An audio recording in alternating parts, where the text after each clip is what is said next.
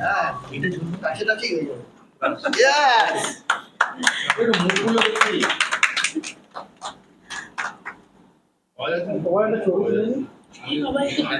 না না আমি সেটা করি অভিনয়টা হয়ই না ঠিক আছে ব্যাগটা কাট না ব্যাগটা কাট না মানে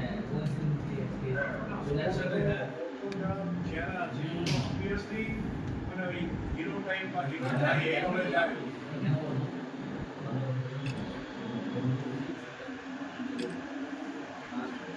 হিট মানে একটু আলাদা রকম গল্প হয়, আলাদা রকম গল্প কাজ চলছে, প্রিমিয়ার সিনেমার প্রিমিয়ার চলছে। তা কি বলবে, সব মিলিয়ে কি বলবে? এই বইটা আমার প্রথম বই যেটা সেন্সার হয়েছে, আর এই বইটা মোটামুটি একটা প্রেত জনির ওপর গল্প, নর্মাল হরর ফিল্ম নয়, যার জন্য অটোমেটিক্যালি বইটা আর্কাইভড হয়েছে বম্বেতে। এবার এই বইটা আমি 2 বছর ধরে সেন্সার হয়ে গেছে, একটু দেরিতে আমি রিলিজ করলাম, প্রিমিয়ার শো হয়েছে। এবার এটা মেন যাচ্ছে, আমি গ্রামাঞ্চলের বই, বেসিক্যালি ভূত তান্ত্রিক, তো এই বইটাকে আমি বর্ধমানের মেমারিতে প্রথম রিলিজ করছি কৃষ্টি এতে, আর যদি রাধাতে আমি অ্যাপ্লাই করেছি, যদি হয়ে যায় রাধাতেও রিলিজ হবে। এই হচ্ছে আপাতত খবর। তার মধ্যে আমরা যদি রেসপন্স আমি মেমারিতে ভালো পাই, তাহলে আরও 5-10টা হল আমার নোট করা আছে গ্রামে গঞ্জে, তার মধ্যে উত্তরবঙ্গ হয়তো 3-4টে হলে চলবে, কথাবার্তা এগোচ্ছে। আমাদের ডিস্ট্রিবিউটারও আছে, তারাও কথাবার্তা বলছে, তো কিছুদিনের মধ্যে জানতে পারবেন। আর আমরা কৃষ্টি হলটাকে প্রথম বড় হল বলে চালাচ্ছি, আশা করি কৃষ্টির রিপোর্টটা দেখে ডিসিশন নেব।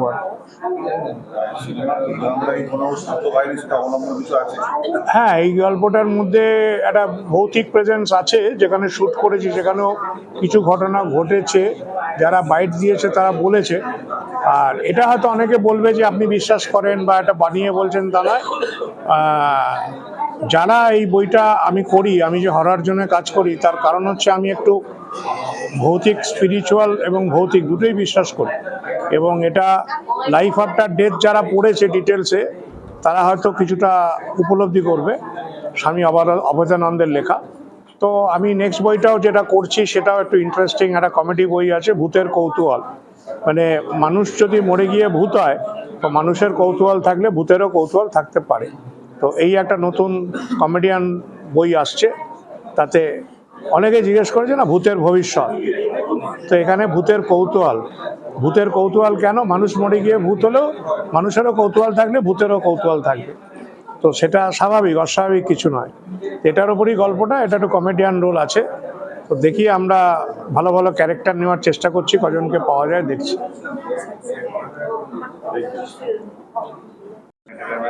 থেকে রাতের অতিথির কাছে প্রিমিয়ার করছে, সেখানে তুমি একটা প্রধান রোলে অভিনয় আছে, পরিচয় সুবিধা আছে, সবকিছু নিয়ে কি বলবে?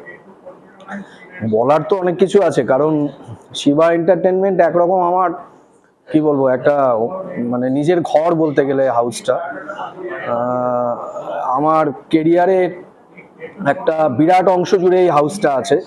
এই হাউসের যিনি ওনার মিস্টার সুবীর ভট্টাচার্য, উনি বাই প্রফেশন একজন প্রফেসর, কিন্তু ওনার প্যাশন সম্পূর্ণ হচ্ছে ছবির জগৎ, ফিল্মকে কেন্দ্র করে। সেই জন্যই উনি এই ছবির জগতে এসেছেন। ওনার নিজের গল্প, উনি খুব গল্প বলতে ভালোবাসেন, গল্পকে পোর্ট্রেট করতে ভালোবাসেন। সেই জায়গা থেকে ওনার গল্পের মাধ্যমেই রাতের অতিথি আজকে ছোট্ট একটু পুরী জায়গায় ছিল, সেখান থেকে আজকে বড় একটা জায়গা ধারণ করেছে। এইটা করতে গিয়ে না আমরা শুটিং করেছি অনেক জায়গায়, তার মধ্যে মেন লোকেশন আমার ছিল হচ্ছে বজবজের একটা বাড়ি, কিন্তু সেখানে প্রচুর ইনসিডেন্ট, যেহেতু এটা একটা হরর ফিল্ম, কিন্তু কি মানে ছবি করতে গিয়েও ওখানে একটা অদ্ভুত সমস্ত কাণ্ড কারখানার সাক্ষী আমি আছি, মানে হয়েছি আর কি। সেখানে মানে অনেক ধরনের ইনসিডেন্ট ঘটেছে। মানে হয় না, মানে ধরো আমি শুটিং করছি, শুটিং প্যাক আপ হয়েছে, শুটিং প্যাক আপ হয়ে গিয়ে আমি জাস্ট একটু বাইরে বেরিয়েছি ফ্রেশ ট্রেশ হয়ে, আর অদ্ভুত ফিলিংস, মনে হচ্ছে পেছনে কেউ দাঁড়িয়ে আছে। হ্যাঁ, তারপরে অদ্ভুত সব কাণ্ড কারখানা। আমাদের একজন মহিলা অভিনেত্রী, তিনি অনেক কিছু দেখেছেন, যে একটা দোলনার মধ্যে কেউ হয়তো এরকম দুলছে,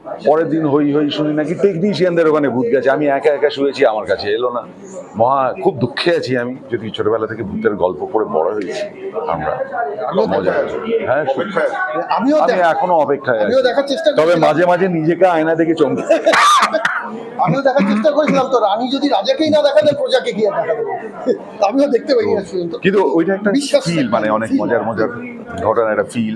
যেমন আমার মনে আছে একবার এটা লাটাগুড়ির ওদিকে, বুঝলি, সেখানে একটা জায়গায় আমরা ছিলাম, হঠাৎ বলছে ওই দেখ মাঝরাত্রিরে উঠে, ওই দেখ ভূত ভূত ভূত। কি হয়েছে, আমরা সব গেলাম, অর্ধেক লোক তো ড্রিঙ্ক করে আছে। উঠে গিয়ে দেখি সে চাঁদের আলো পড়েছে, জঙ্গলের মধ্যে একজন বউ ঘোমটা দিয়ে দাঁড়িয়ে আছে। এই তো ভূত দেখা গেছে, এবারে আলাপ করতে হবে। কাছে গিয়ে দেখি কলা গাছ। সেরকম স্যাড হয়ে গেল। না, আমরা প্রভাতদার ছবিতে যে টেলিফিল্ম করতে গেলাম, আমাদের সে কুণালদা ছিল। কুণালদা ছিল কে আমার কিন্তু কেন প্রভাতদার, আমি গার্গী আর কুণালদা ছিল। সেই সব দিনগুলো এখনো ভূত, এই ফিলটাই আসলে এই দেখা যাবে দেখা যাবে দেখা যাবে দেখা যাবে, এই বোধহয় কিছু একটা হলো, এই ফিলটাই কিন্তু মজা। মজা, সেই ফিলটা আবার এই ছবিতেও পাওয়া যাবে, এই ছবিতেও পাওয়া যাবে সেই ফিলটা। I wish them all the best. All the best.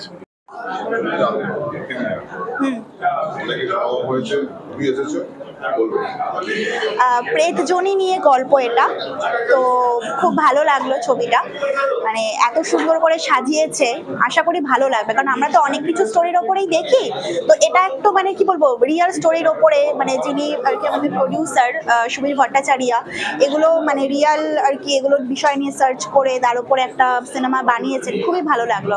তো আশা করি সমস্ত দর্শকের ভালো লাগবে, সবাইকে এটাই রিকোয়েস্ট করবো, হলে আসুন, ছবিটি দেখুন, খুব ভালো লাগবে। হ্যাঁ,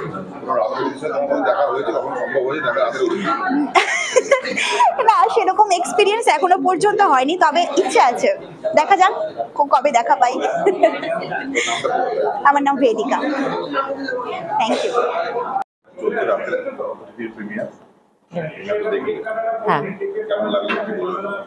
হ্যাঁ, লাগলো, খুবই ভালো লাগলো, ভীষণ ইন্টারেস্টিং একটা মুভি, অনেকদিন পরে দেখলাম ফিচার ফিল্ম হিসেবে। প্রচুর টুইস্ট, প্রচুর সিকোয়েন্স রয়েছে, প্রচুর টুইস্ট রয়েছে, প্রচুর সাসপেন্স আছে, প্রত্যেক মোমেন্ট একটা করে সাসপেন্স, মানে পুরো সিনেমাটা দেখতে দেখতে যদি থেমে যাওয়া হয় তাহলে মিস হয়ে যেতে পারে অনেক কিছু। তো খুবই ইন্টারেস্টিং একটা মুভি দেখলাম, খুবই ভালো লাগলো। আশা করবো সবাই খুব এনজয় করবে রাতার অতিথি দেখে। তো দেখুন প্লিজ সবাই। সুবীর স্যারকে নিয়ে তো কোনো কথা হবে না, ভীষণই ভালো মানুষ, ওনার কাছ থেকে আমি প্রচুর কিছু শিখেছি। আপকামিং প্রচুর প্রজেক্টে উনি আমাকে কাস্টিং করছেন, তো hope to give my best. So let's see, অনেকগুলো প্রজেক্টেই আমরা আপকামিং প্রচুর প্রজেক্টে আমরা কাজ করতে চলেছি। তো স্যারের সাথে কাজ করে তো খুবই ভালো লাগে, পুরো ইউনিটটা ভীষণ প্রোডাক্টিভ। ইউনিটের সাথে যখনই কাজ করি, মানে ডিওপি থেকে শুরু করে আমাদের যে সিনিয়র অ্যাক্টর অ্যাক্ট্রেসরা রয়েছে সবাতেই কিছু না কিছু শেখার থাকে। Sir itself is a very gentle person and a very good person. আর তো লেটস সি, দেখা যাক, আশা করি আপনারাও এনজয় করবেন আমাদের কাজ। আমি শালিনী গর্ভকার।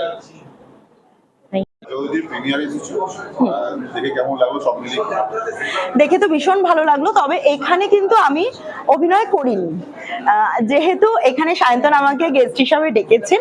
আর পার্থদার আগের মুভি আমি করেছি, সেটা হচ্ছে মুশকিল আসান বলে একটা মুভি। আর এখানে শিবা এন্টারটেনমেন্টের সুবীর দা তো ভীষণ ভালো মানুষ, উনি অ্যানাউন্সমেন্টও করলেন যে উনি আরো প্রচুর মুভি করবেন। আশা রাখছি সেখানে অভিনয় করব। অল ওভার এন্টারটেনমেন্ট আমার ভীষণ ভালো লেগেছে, এনভায়রনমেন্ট ইজ বেস্ট। আর এছাড়াও আশা রাখছি রাতের অতিথিটা খুব সাকসেস হবে।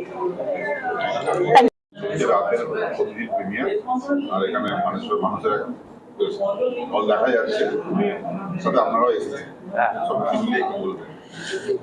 এটাই বলবো যে মানে খুব সুন্দর একটা মুহূর্ত কাটছে, আমরা সবাই মিলে বসে এত সুন্দরভাবে মজা করে ছবিটা দেখছি। আর একদম অন্য ধরনের ছবি হয়েছে, মানে এই কনসেপ্টে কাজ আগে বোধহয় খুব একটা দেখা যায়। তো যারা সবাই মিলে কাজ করেছে খুব ভালো কাজ করেছে, এবং এরকম ইনিশিয়েটিভ হলে আরো মানে আমরা নতুন নতুন অনেক ছবি বা কাজ দেখতে পারবো। আমরা রাতের অতিথি হয়ে এসেছি। আমি অভিরূপ, সম্রাট দা আর অরিত্র। তো আমরা এখন খুব এক্সাইটেড, ফিল্মটা আমরা দেখবো। তো আশা করছি যে it will meet our expectations. আর আমরা কিছুটা দেখেছি, তো ততটা তো এনজয় করেইছি। আর বাকিটা সম্রাট দা কিছু বলবে। ছবি নাম রাতের অতিথি, কিছু বলার নেই। আমরা তিনজনই অতিথি হিসাবে এসেছি। আশা করি সবাইকে বলবো যে এই ছবিটা দেখুন, এসে ভালো লাগবে সপরিবারে। ছবি নামের মধ্যে একটা ব্যাপার আছে, রাতের অতিথি, এটা জানতে হলে দেখতে হবে ছবি রাতের অতিথি।